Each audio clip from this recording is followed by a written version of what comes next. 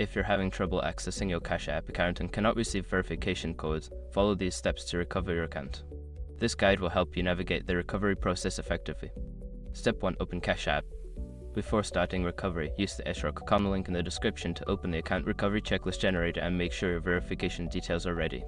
Step 2. Select Forgot Password. On the login screen, look for the Forgot Password option. Tap on it to initiate the account recovery process.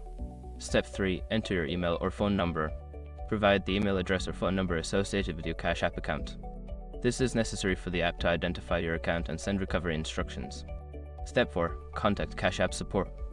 If you do not receive a verification code, scroll down to find the option to contact Cash App support.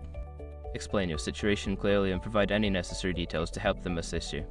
Step 5. Follow support instructions. Once you have contacted support, follow their instructions carefully. They may ask for additional information to verify your identity and help you regain access to your account. By following these steps, you should be able to recover access to your Cash App account even without verification codes. If you continue to experience issues, consider reaching out to Cash App support for further assistance.